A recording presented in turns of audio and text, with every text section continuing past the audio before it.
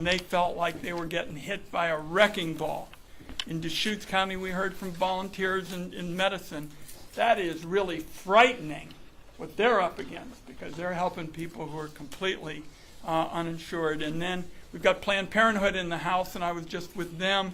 And, you know, a lot of people don't even understand they're a lifeline in terms of fighting cancer. So all over the state, I can tell you, Oregonians have reached one judgment. The defunding of Medicaid that Donald Trump has engaged in is both destructive and despicable for 1 out of 3 Oregonians who are enrolled in Medicaid. And we're going to talk, for example, about some of the special ramifications I heard from. For example, rural hospitals. I mean, they have been an anchor for their communities, both in terms of life, jobs, community well-being. And they're telling Senator Merkley and I and Congresswoman Hoyle that they believe that their future is going to be really about whether they can keep the place open. That's what they have been telling me all over the state. So that's point number one.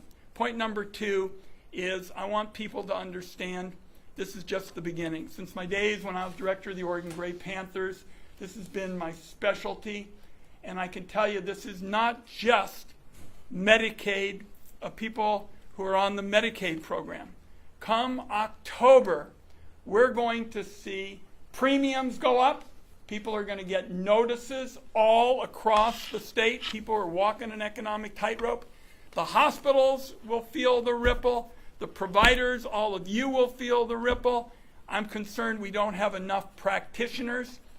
Senator Merkley and I live in southeast Portland. At the bus queue around the corner from me over the last couple of weeks, people from British Columbia have been advertising saying, folks in Oregon, if you're a healthcare provider, you're not going to have a job. You better come with us. So that's what we're up against. And the three of us are a significant portion of the Oregon congressional delegation. And we're not going to sit around when Oregon healthcare is being hit by a Trump sledgehammer. And there is no other way to characterize it. So in the lingo of the United States Senate, let me yield to, he's yielding too. Under the protocol, I'm supposed to yield to him, but we're going to yield to the Congresswoman, and then the last word as we get going will be Senator Merkley. Congresswoman, thanks for your great work. We're in your district and anxious to listen. Please go ahead. Thank you, and I want to thank Senator Wyden and Merkley for bringing us together. This is really critical. I worked with the United Way Healthcare Access Coalition prior to the Affordable Care Act, and at that time, many of you were in this fight, we had a 21% uninsured rate. And many of those people were small business people, right, who couldn't afford insurance premiums, or our farmers, right, and those who are most vulnerable and in need. And what we're seeing with this bill, which quite frankly, I'm appalled that my colleagues in Congress, my Republican colleagues, are blatantly lying about, are saying this isn't going to impact anything. Taking away the hospital provider tax, 11 of our 33 rural hospitals are on the verge of closure. These are in rural and frontier areas where there aren't other options to get care. And then the work that many of you do with the most vulnerable. It is the most vulnerable, and it is also people who, because of the Affordable Care Act, because of our expansion to Medicaid, we're able to insure all of our children.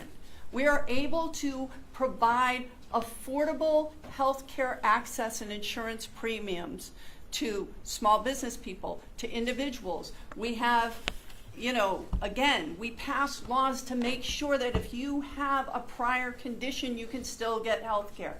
So the effects on Planned Parenthood, where so many people go to get their reproductive health care and their basic health care, it's their medical home. All of these things will be gutted. And at the federal government, my Republican colleagues are saying, we didn't do anything, this is on the states. Look, it is our federal responsibility to be partners in making sure people can access care, because that means we have healthier communities. It costs us all more when we have the type of uninsured rate that we had prior to the Affordable Care Act, because people don't go to the doctor and they end up in the hospital and they end up in debt and they end up losing their homes, right? Prior to the Affordable Care Act, remember, over 50% of bankruptcies were because of health care costs. And I don't know why anyone would want to take that away and then not take responsibility for it. So we're here to listen, and I just want to thank everyone for being here today. And with that, I yield to the good Senator Merkley. President Trump put forward a vision that he called a big, beautiful bill that was going to help people out, not hurt people. But we call this bill the big, ugly betrayal, because in fact, it's a billionaires win and families lose proposition. Slashing health care across the country, some 15 million people to lose health care, to fund tax breaks for billionaires. Cutting nutrition programs for children. Millions of children will go hungry to fund tax breaks for billionaires. But this issue of health care is the biggest impact in this big, ugly betrayal of a bill. Here in Oregon, just the monetary impact, both in increased costs and decreased revenue, is about a $12 billion cut over 6 years. $2 billion a year impact, just to put it in monetary terms. But let's start with those tax credits that we're discussing. The Oregon Health Plan, Medicaid, is one way of providing health care to less affluent families. But a second provision was to be able to enable families to have tax credits to buy insurance on the healthcare exchange. And here in Lane County, that's about 12,600 people buying insurance on the exchange.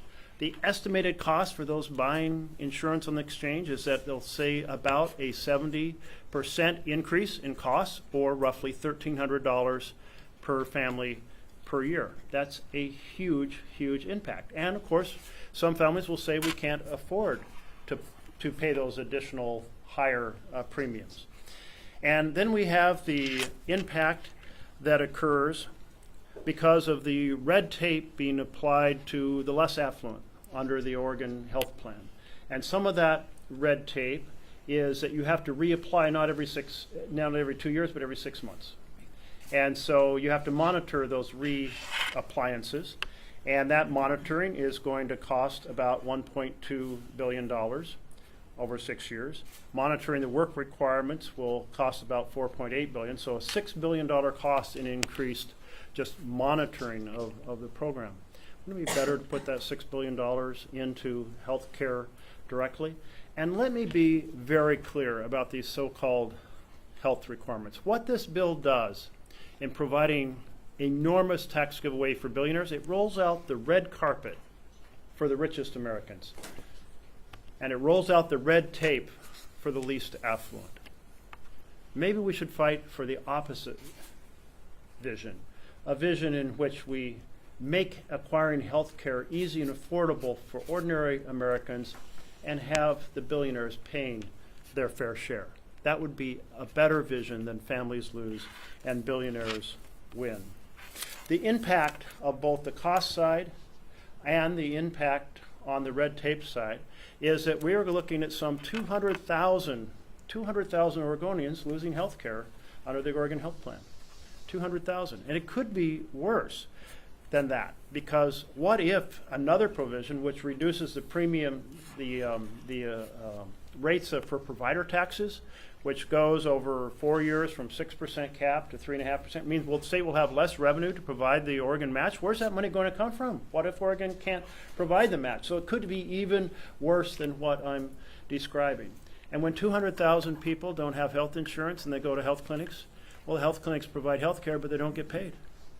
Rural hospitals provide health care, but they don't get paid. What happens? They shut down programs, or they shut down altogether, and that's certainly the fear that both of my colleagues have spoken to. We're going to turn to local providers' perspectives, but this strategy of savaging healthcare, savaging the Affordable Care Act ability to provide health care, savaging Medicaid. It's just the wrong direction for America. It will do so much harm to so many. And we are dedicated to fighting and reversing this, opposing it in every possible way that we can. But let's turn to our local officials, starting with our commissioner, Heather Buck, who we're so delighted to have you here today. Thank you. Thank you very much, Senator Wyden and Merkley and Congressman Hoyle and Speaker Fahey for joining us here at the Lane County Developmental Disabilities Building. This building was just built a few years ago, and it's one of the critical services that we're able to provide because of our strong partnerships at the state and federal level. And it is most notably the Medicaid funding that helps us run this particular facility. We appreciate your advocacy in the House and the Senate for all the needs of our communities. Access to healthcare is clearly top of mind here in Lane County. In Lane County, we began 2025 with 35.2% of our population, that's nearly 135,000 folks in Lane County, who rely on Medicaid to pay for their health care. We followed the news with NDC on HR 1, the reconciliation bill, and we fear that we really don't even know the half of what the impact is really going to be for not only Oregon, but also for Lane County specifically. And we're trying to look at all of our services and really assess what is possibly going to be impacted from that bill. You'll hear shortly from our local providers, Orkin Clinic, who we've got here, and PeaceHealth, that serve Florence, Cottage Grove, Oak Ridge, a lot of our rural places where residents go, and we want to preserve the fact that they can get service in rural communities and not have to drive into the Eugene-Springfield metro area for those services. Because we know if they have to take that commute into town, they are less likely to seek services. And Heather, we're talking about the most disabled folks in the area, right? We are. Those that are on Medicaid are not those that normally have insurance through their employer. And our vulnerable population in general, and we want to ensure that they can seek care in the most accessible way possible without putting additional hurdles. And transportation to metro centers is one of a very big hurdle that they need to take in order to provide or get their primary care services that we have here in Lane County. We serve at our federally qualified health centers nearly 30,000 people in Lane County that rely on these Medicare funding. And that is a large part, a percentage of our population that would not otherwise have the opportunity to seek health care in a way that is affordable to them. And if they don't have that service, if that is cut back for them, they are likely going to go to our emergency rooms and not have the insurance that they need in order to pay for those services, then be billed back for it and have these healthcare bills on their credit reports. It's just a vicious cycle if we see the reduction of services for these very vulnerable populations. And with that, I would like to pass it on to Speaker Fahey. Thank you, Commissioner. And thank you, Senator Wyden and Merkley and Congresswoman Hoyle for being here. I think it is hard to overstate just how dire HR 1's consequences are going to be for Oregonians and for the state of Oregon. Innocent people are going to suffer from these cuts. Cuts to health care, cuts to food assistance, and as Senator Merkley said, these cuts are going to fund tax breaks for the wealthiest Americans. The state of Oregon is required to balance our budget. We are constitutionally required, like other states, to do so. And the reality is that no state's budget is built to backfill all of the cuts that are coming. We have a state analysis that was released last week that shows that over the next few years, $15 billion in federal funding is going to be lost in the state of Oregon. That includes about over $11 billion in cuts to the Oregon Health Plan, to Medicaid, which means hundreds of thousands of people could lose access to health care. It also includes about $3 billion to food assistance through SNAP, which means it takes food off the tables of children and families around the state. So at the state level, one of the things we are concerned about is, we can't backfill those federal cuts. We aren't set up to do that. But the bill will also blow a significant hole in our state budget for the current budget cycle. And that is because there will be less revenue because of the cuts to corporate taxes and individual taxes. And there will be less revenue coming into the state because of the economic chaos caused by Trump and the tariffs, the on-again, off-again tariffs. We're already seeing weakening job reports and other troubling signs of our economic future over the next couple of years. We will also see loss of direct federal payments for SNAP, Medicaid, and other programs.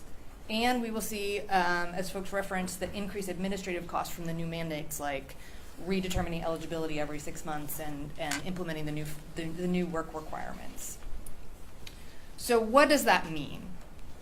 It means a generational loss of medical coverage in our state. We have done amazing work in the state of Oregon to make sure that people have access to health care coverage. 97% of Oregonians right now are covered, have access to health insurance. 1.4 million Oregonians, including half of all children, rely on the Oregon Health Plan for coverage. That's Medicaid. So the 6-month eligibility checks and the work mandates in H.R. 1 will mean that somewhere between 100 and 200,000 Oregonians will be pushed off of coverage.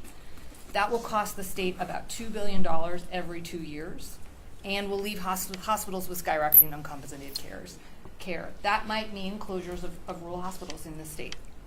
I also want to touch on something Senator Wyden said about the folks who get their health care coverage through the exchange. Some of those subsidies are going away. At a time when cost of living and affordability is the top concern of Oregonians, this bill, Donald Trump and congressional Republicans are going to push up the cost of health care for working families all around this state. We will see, from the healthcare provider perspective, I know we will hear from providers here, it's going to, cuts to the hospital provider tax revenue and state-directed payments are going to destabilize our healthcare system. We're going to see coverage shifts and gaps as eligibility tightens. More people, including refugees and other legal non-citizens, will be forced into alternative programs, while overall the Oregon Health Plan enrollment declines. And we'll see other ripple effects like increased healthcare costs as ER rates and incidents of uncompensated care increase. In summary, H.R. 1, especially in the context of the general financial chaos that Trump is causing, presents some of the most dire fiscal problems our state will have faced in decades. Our state budget cannot make up an $11 billion shortfall. But I know the leaders that you see today will continue to fight for Oregonians. And as House Speaker, I'm working very closely with Governor Kotek and other state leaders to defend Oregonians from the worst impacts of this bill. One other aspect of timing, they have conveniently decided that they're going to give the tax breaks to the billionaires immediately. But if you really want to know what's going on with the health care cuts, you've got to wait until after the 2026 election. In other words, I've been having all these town meetings. Republicans don't have town meetings because they can't defend the kind of things that we're talking about, but they've sure taken care of themselves. Help the billionaires now.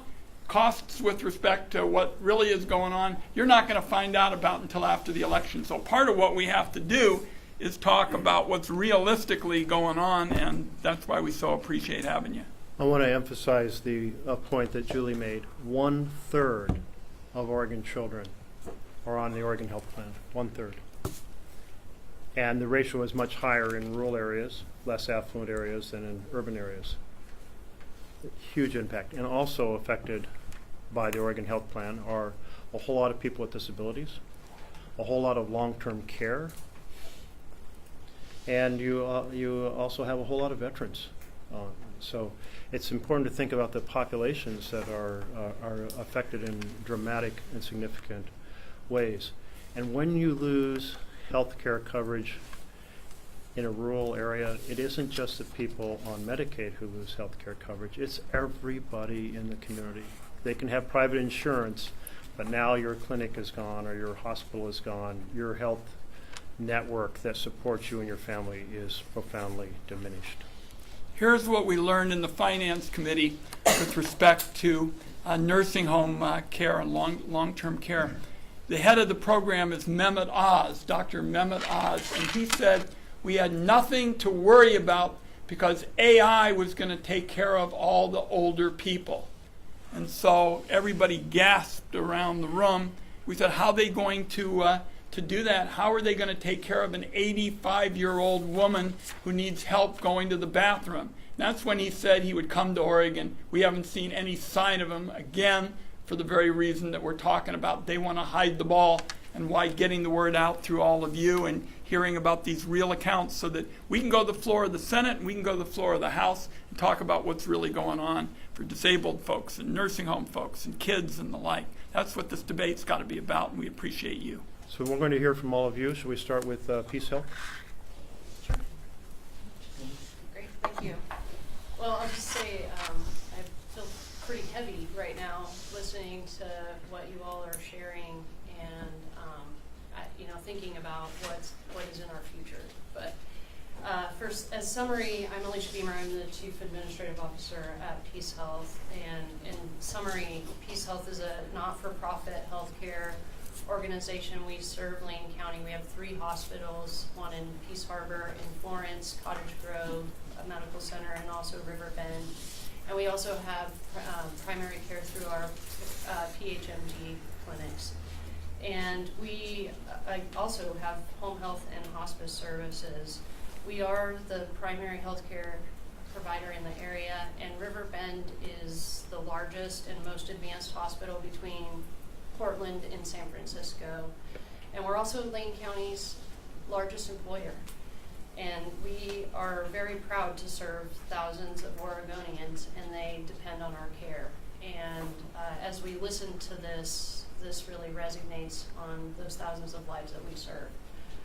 Hospitals, as you've shared, are at a tipping point, and as year over year, we have already been experiencing losses, and they've forced us to cut workforce as well as close services. And again, we are concerned about the one big beautiful bill, that it will add pressure and create barriers, to say at the least, and in maintaining key services in our communities.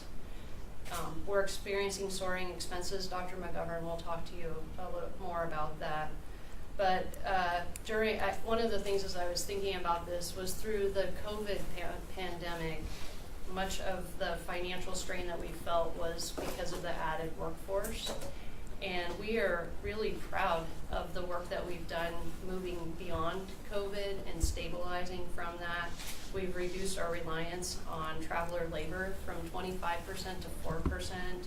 And those are through key partnerships that we've had with LCC and Bushnell in our community to develop local and reliable workforce. Our nursing turnover rate is half of what it is nationally, so we've really worked on stabilizing our services.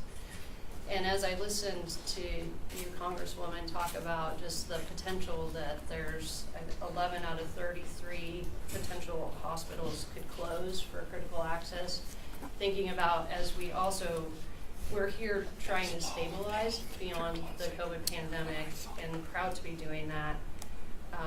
And what could be at risk as we're also looking at in the future. And a few of our projects that we're really excited about looking at in our future are 42-bed inpatient rehabilitation hospital that we just had our topping off for last week. We just opened our first of the kind pediatric urgent care in our location. And we're working very hard and very proud for our work with Lane County in the co-location of the psychiatric hospital with the Lane Stabilization Center, and also expanding our emergency department to better serve our community. So thinking about how we're expanding our services may now be threatened by these reduced reimbursement rates, as well as and cuts to Medicaid and Medicare. So thank you very much for your time and advocacy And I know Dr. McGovern has more to share on this. We want to get everybody involved in the conversation, and our time is rapidly evaporating.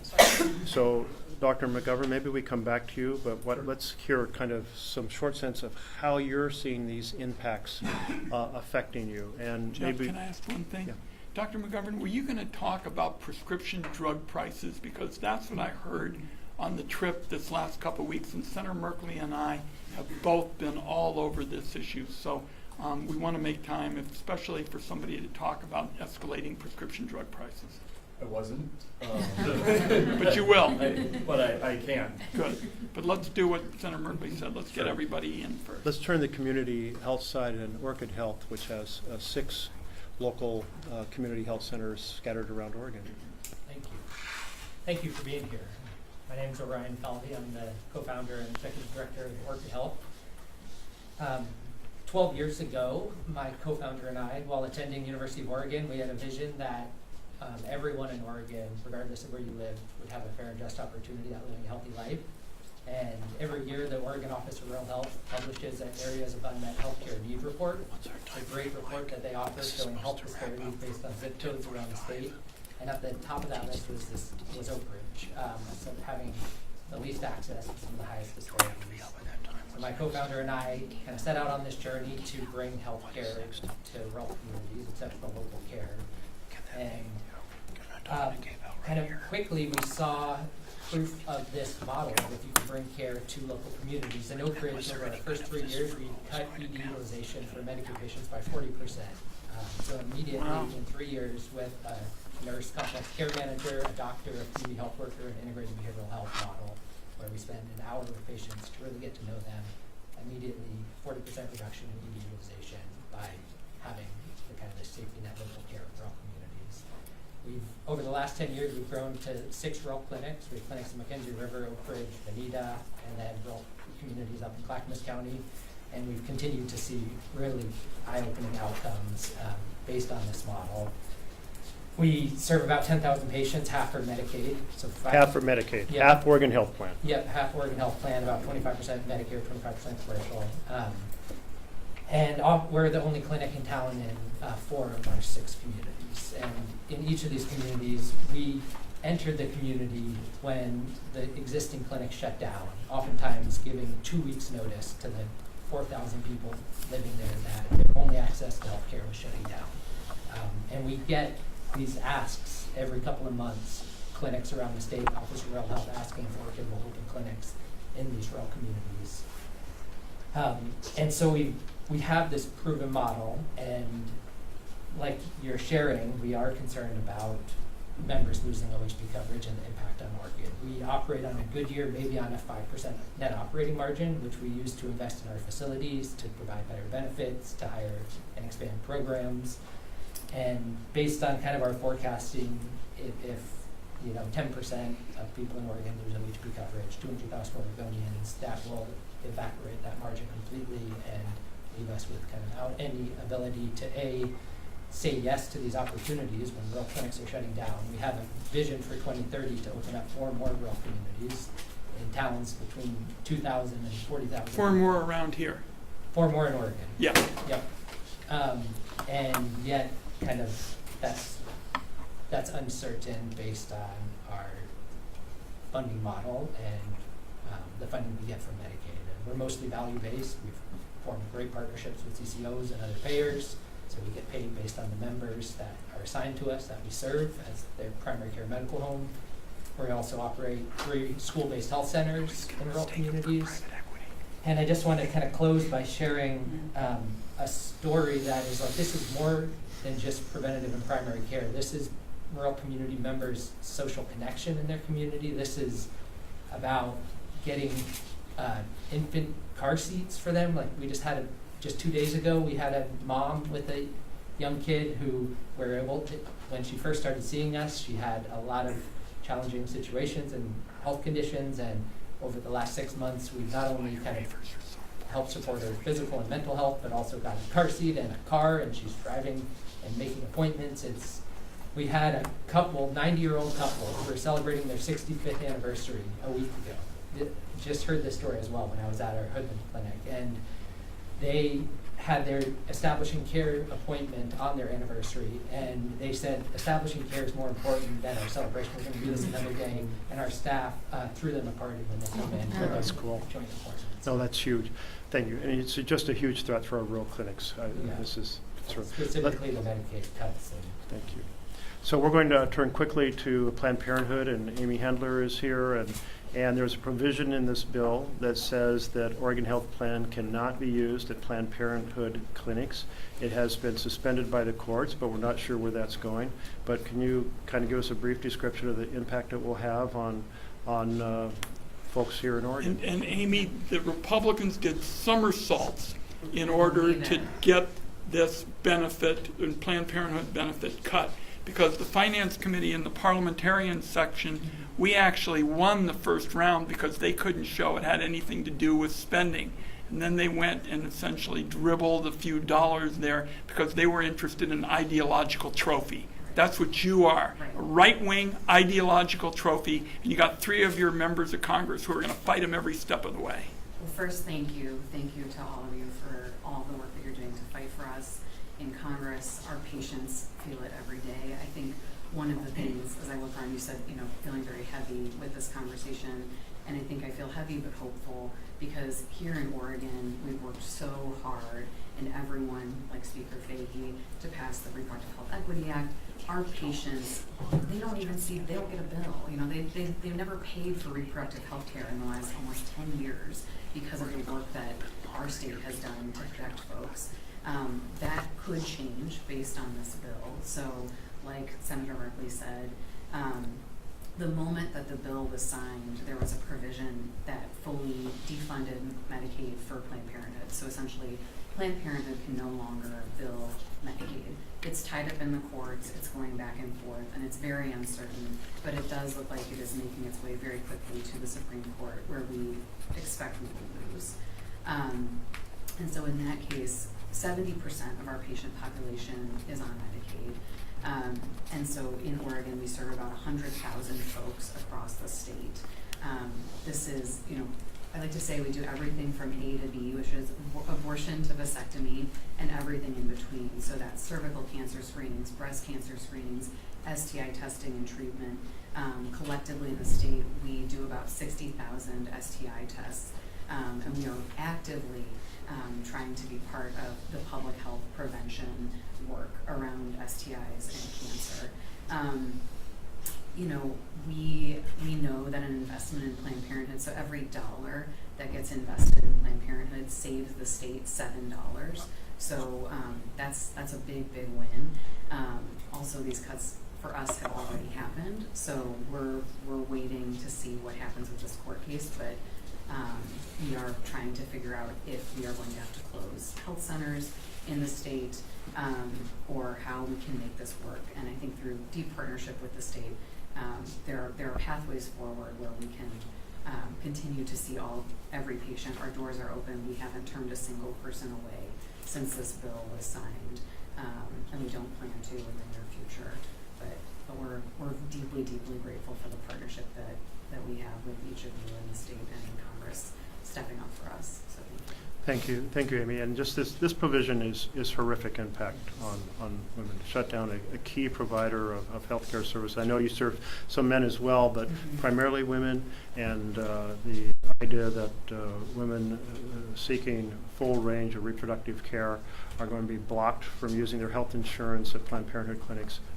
Massive impact on our state healthcare system and the lives of so many women. So thank you. Let's turn to the Health and Human Services of Lane County. Eve? Thank you. In our community health centers in Lane County, we serve, as Commissioner Buck said, almost 30,000 residents of Lane County, 70% of whom are on the Oregon Health Plan. We are the safety net provider where we are consistently accepting new Oregon Health Plan patients as private providers are having to manage their payer mix and open and close to Oregon Health Plan as their finances allow. What permits us to do that is both great state support for our programs through RAP payments, as well as a federal base grant as a federally qualified health center. Of course, that is not Medicaid funding, but we are being asked to reapply for our service area competition grant right now. We are aware from a recent executive order that there will be a termination clause for convenience within our upcoming grant. And that leads to significantly Meaning your added- grant can be shut down at any time at the Exactly. decision of administration. Yes, which leads to incredible instability for us and a sense of impending doom at any time. We're just not sure what will happen financially. We are required to take care of everyone regardless of ability to pay. We are barely scraping by. Our expenses have increased more than 60% over the last 4 years, and our revenues have remained largely flat. Prescription, big part of that. So the 340B program helps us significantly, which is also under threat. That's what I mean, yeah. Yes, should the 340B program not be present, should we lose our base grant, I don't see a pathway that we can make ends meet. The base grant plus prescriptions under 340B would close your door. Without additional That's what I assistance, mean, yeah. I would not be able to balance my budget. That's what I mean. That's right. And it is not just our community health center clinics. Of course, we are the safety net behavioral health system. We are the community mental health provider. Medicaid supports the vast majority of our residential behavioral health services, as well as individuals with serious and persistent mental illness due to their disabling condition, who are at risk of not being able to receive treatment. We already see these individuals on the streets of our community. And we anticipate, should we have less access to residential facilities, that population will increase. We as well have seen Medicaid dip into the housing space, particularly prevention funding through the Medicaid 1115 waiver. Should we lose access to those benefits, we saw significant state reductions in investment in prevention funding for eviction prevention. Our assumption was that that was because of the significant investment with Medicaid 1115. We anticipate that in the next budget year, HUD making reductions as well, which means people who already cannot afford housing. We have one of the highest rates of homelessness in the nation here in Lane County. And with reduced access, if we lose 1115 or portions That's the of it, HRSN, right? The correct, residential the assistance. HRSN. If we were to lose funding for that, we anticipate seeing increased rates of homelessness within our community as well.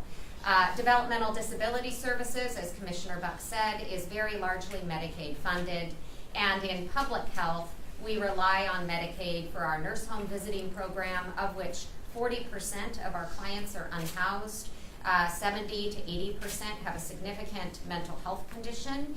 And the average, the median income for the people we serve annually is $15,000 a year.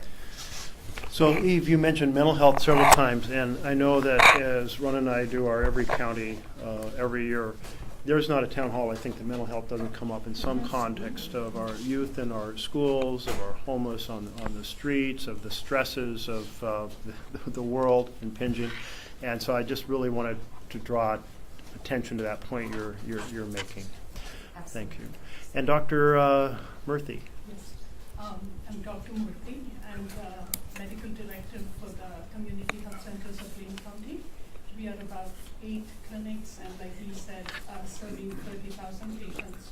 So I'm here to give you the provider's perspective on how the bill would affect us. Like you all know, primary care access is really bad in the state right now. It's very hard to find a primary care physician. And having patients who are affected by this bill will just add to the burden of our providers. We can't turn away patients. They're only going to get sicker. All these years of all the gains we have made with preventative health will take a setback because patients won't be coming in and will only come in for really serious medical conditions. Now, this bill fails the medical providers in that it does not uphold the quadruple aim of healthcare, which is provider satisfaction. And our providers are really at various stages of burnout.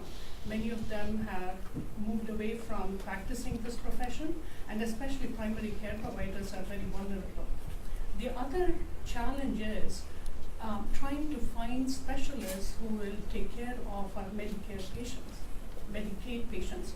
And, as a primary care provider myself, it is really challenging to practice out of my scope because I can't get a cardiology colleague to see my patient or an infectious disease consultant to see my patients.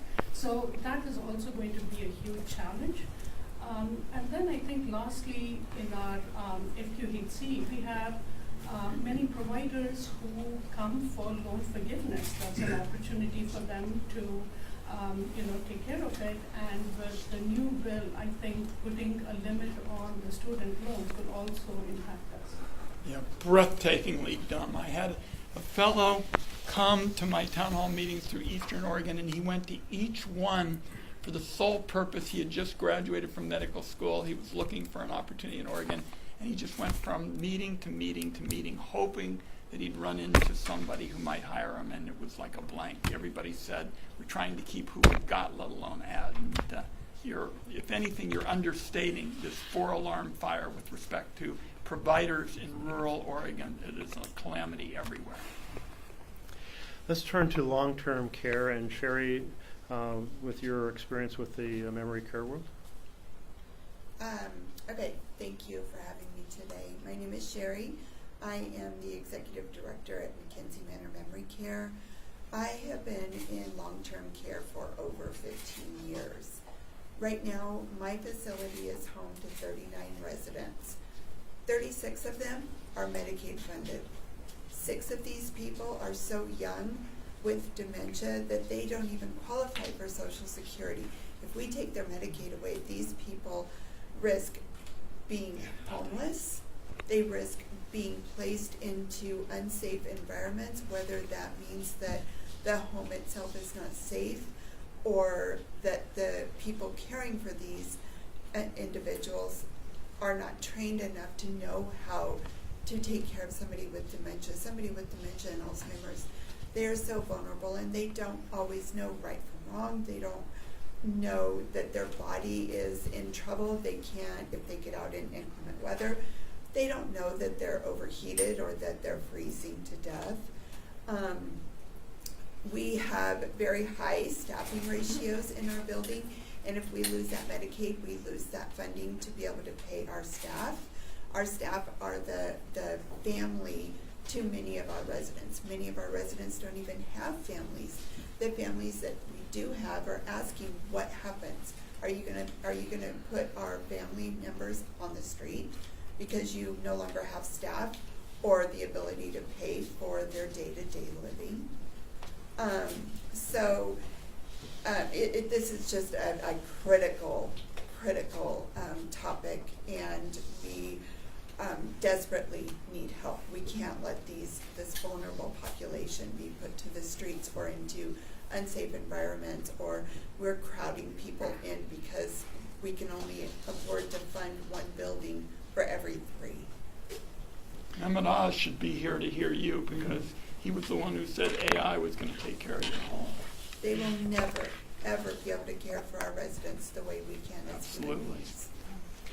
I want to turn to Commissioner Trigger and then come back to you, Dr. McGovern. Again, keeping your comments succinct because we're running a little behind schedule. Thank you, Senator. I will so appreciate you all being here. The hope that we have is because we have such great advocates and allies in Washington and in our state legislature. So my very brief comment is to just emphasize what's come up a little bit, which is that delayed care is more expensive care, and people without access to early care end up being sicker, more acute, needing more expensive care later, and that mental health care is health care. And so specifically, I just want to call out that Lane County has been working to build our Behavioral Health Stabilization Center. It's been mentioned before by our wonderful partner at PeaceHealth, Ms. Beamer. It's been 6 years in the making. All of you know that. You've been strong supporters and advocates and helped us secure some of the funding. And a special thank you to Speaker Fahey, because this legislative session that just concluded brought us that last mile funding and the ability to construct the facility. We have a site purchase, we have a partner in PeaceHealth. So the capital costs are covered. Our concern is the business model that we've been operating under the assumption we could implement once we build this facility, where we're finally at that place after 6 years of being able to build, is what is at risk if we don't keep the Medicaid program whole. It relies on being able to reimburse for services to fund this critically long overdue, much needed service for both youth and adults for mental health care in our community. So I know you all know that. You've been phenomenal advocates, but just an extra pin in the fact that these behavioral health care services are at risk, and all of this work and investment we've made to get to this point for this initiative is at risk. I wrote down, Senator Wyden, breathtakingly dumb. That is, that's my quote of the day. Thank you for that, and thank you again. I'd rather us fix this rather than have a quote. Yeah, but that is exactly what this is. It is breathtakingly dumb. Thank you, Commissioner. Thank you. Dr. McGovern. Thank you. So I'll be brief. Just financially, we've had negative margins for the last several years. The last fiscal year was worse than the one prior. 2 years ago, we gave away $50 million in free care. This last fiscal year, $70 million in free care. 70% of our payers are government, so 50% Medicare, 20% Medicaid. We can't afford cuts to 70% of our patients. We can't afford the 340B program to take cuts. We can't afford more free care.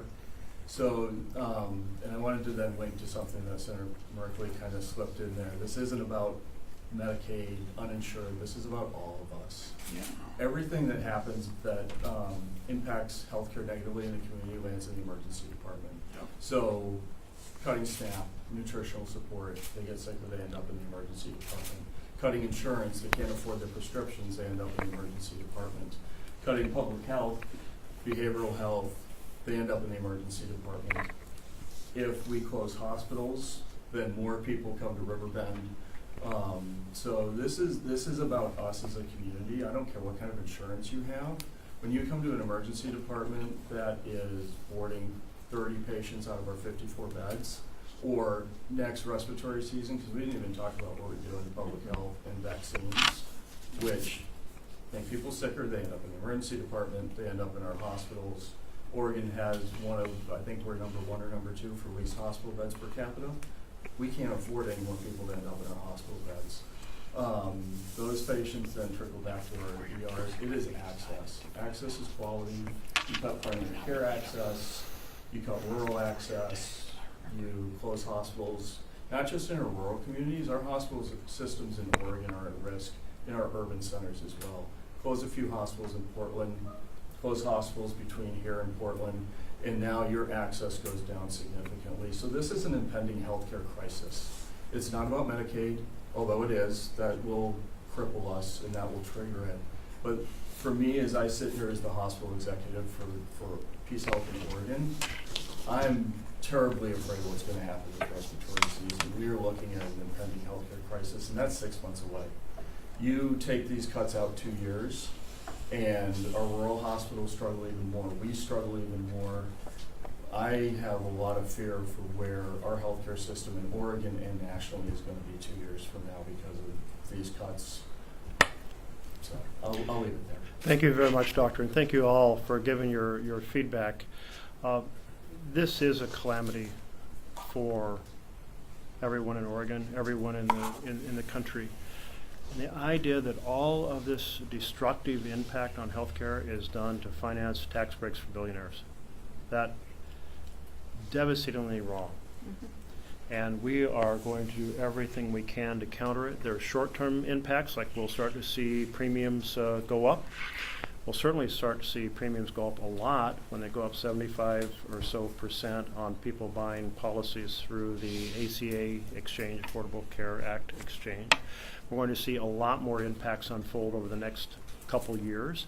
And then provider taxes dropping over a 4-year period, starting a couple years out from now. I mean, so we have to reverse this, and we're going to have the healthcare community rallying throughout our state and throughout our nation to say it's wrong and bring pressure to bear. But it's so helpful to hear your individual components as key players in this healthcare system. So I just want to close by thanking you all so much. Ron has a closing comment. I'm in public service because of healthcare. I was co-director of the Oregon Gray Panthers for 7 years. We have never seen a fight like this. Nobody, Democratic or Republican, has tried to turn back the clock in this way. $1 trillion worth of cuts. And people understood when we began the Trump administration, there was going to be a debate about health care. But this goes way further than anybody's talked about. So this is the most important issue, folks. You guys know that because you're on the front lines. Because if you and your loved ones in Oregon don't have their health care, everything else falls apart. So we wanted you to know that we're getting ready for what's coming. And it's going to start in about 6 weeks or so, because this is getting towards the end of August. And by October, people are going to get sticker shock with these premium increases, and they're just going to mow us down in terms of hospital coverage and provider coverage and all the things we're talking about. So we wanted you to know we are all in on this fight. We can just go right around the table here and talk about what we've got to do and how we're going to do it. So thank you for doing this, and why don't we let the Congresswoman, we're in her district, and the senators aren't supposed to. She's going to wrap it up. Yeah, Yep, aren't supposed to just Bigfoot the place. Go I ahead. think I can't say it better than any of you who are on the front lines have said it, but it is detrimental, and this is part of a larger, long-time effort for billionaires who want tax cuts to completely overturn all of the benefits that were made during the New Deal. So, child labor, minimum wage, access to health care, public education, right?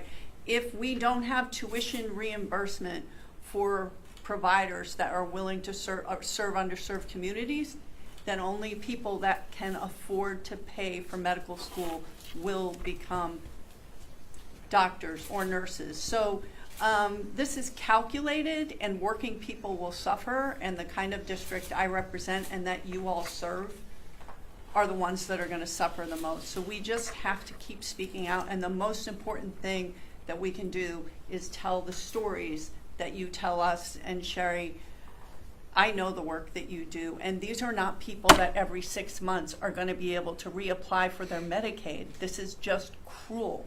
So thank you, keep fighting, and again, keep in contact with us so that we can tell those stories and call out our colleagues on the reality of the situation, and hopefully get them to work with us to move the needle. Thank you all very much. We'll take a few questions before we wrap up.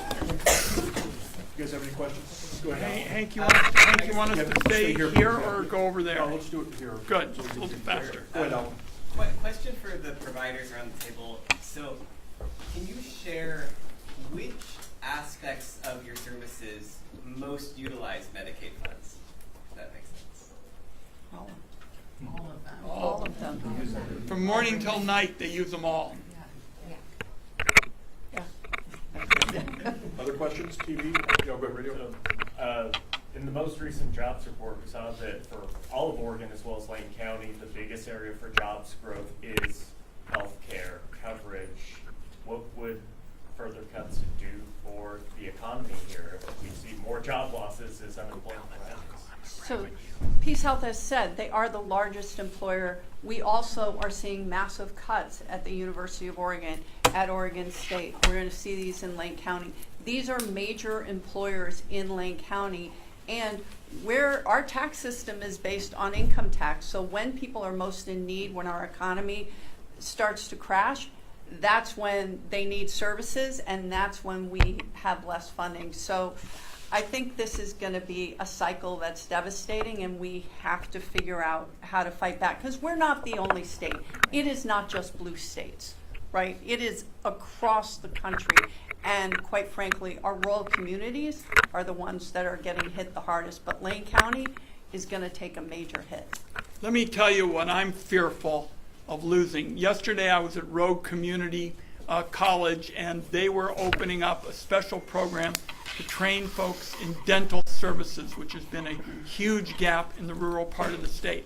The program that I was announcing yesterday was essentially something that Senator Merkley and I worked for years on in order to get it, because we knew that post-COVID, and as we are making this transition from having additional jobs other than natural resources, we've got to look at healthcare. And as I walked around that facility, I heard all about the opportunities for young people right now, and I was worried, number one, that somebody might take it away before we could really get it all off the ground. And certainly, if something like this bill that passed Congress were to go forward, we wouldn't have those opportunities in the future. Senator Merkley and I'd be fighting to keep what we have, let alone have something new. And there are two pieces of this comprehensive attack on healthcare we haven't talked about. I mean, we've talked about veterans and the disabled and mental health and long-term care. We haven't talked about the attack on research funds to improve our medical services, and particularly the recent assault on a messenger RNA research, which Oregon Health Sciences University was critical in developing mRNA technology that was the foundation for the COVID vaccine. And we haven't then talked about the assault on whether vaccinations make sense and their huge role in community health. So I just want to mention two more elements of this incredible kind of 360-degree assault on the health of Americans. And I can assure you the rest of the developed world is not going in the direction of destroying their own healthcare systems. Let's not do it either. So that's why we have to reverse so much of what is happening right now. Senator, Go ahead, please. listening to all of this today, listening to all the providers around the table about the impacts of this bill, I am just struck by what is the point of all of this? What is the point of Republicans in Congress passing a bill that will close healthcare, hospitals, community health centers? What is the point of making it harder for Americans to access healthcare, of increasing premiums at a time when people can't afford the basic daily cost of living? What is the point of taking food off the tables of families? I just, as a legislator, I cannot imagine having a bill in front of me that would do all of those things and saying, yeah, that's a good thing for the state of Oregon, for America, and voting yes. I just can't understand the point. Why a Republican like Cliff Bentz or others around the country would say, yeah, that's going to be good for my constituents. The point is tax breaks for the wealthy. That's the point. And if you don't have town meetings like the three of us do, and you want to give these breaks to the people at the top, and you don't get to actually hear about the cruelty that you're going to see under these cuts, then people just say, oh, I'm going to call it waste, fraud, and abuse, which is essentially what they did. The three of us heard this for months and months. We are not going to cut anybody. And despite all the audits and the reviews and the like, they kept saying waste, fraud, and abuse. And I think we're seeing now that this is not about waste, fraud, and abuse. This is about, you don't see the problem. You don't have town meetings and get out and listen to people and hear what we've heard from all of you. And I guess it just kind of goes by the board, and they say that's the way it goes, and put it off till after the election so it doesn't hurt.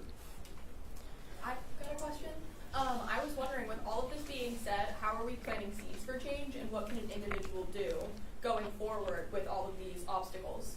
Single best thing is be a whistleblower.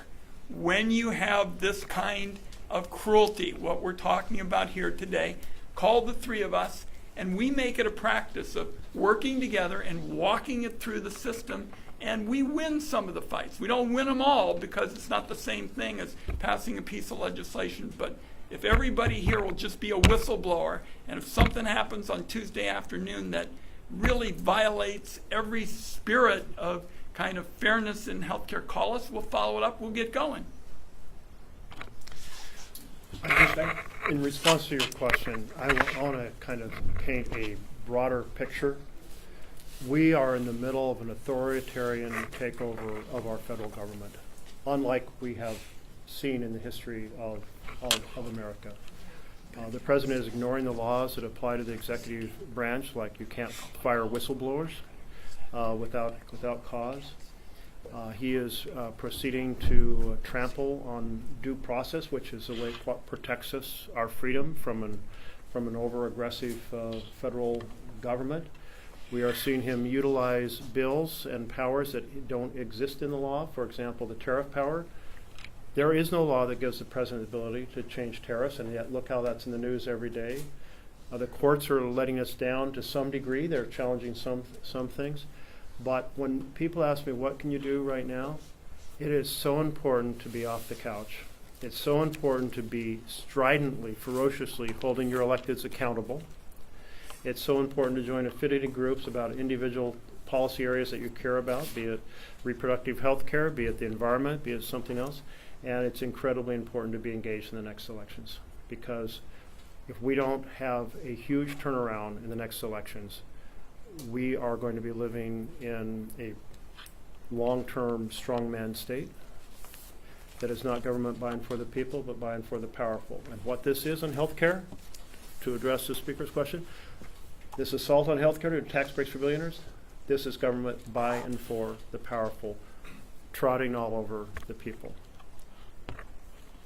To be continued, everybody. Thank you. Thanks, Jeff.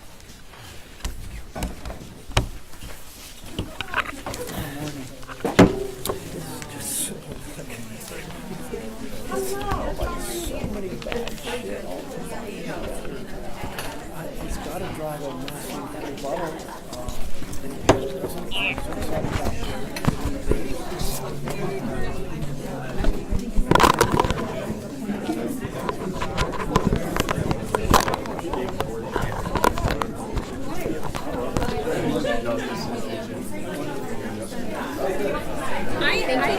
I used to hate producing. I mean, I still don't love producing, but I used to, when I first started out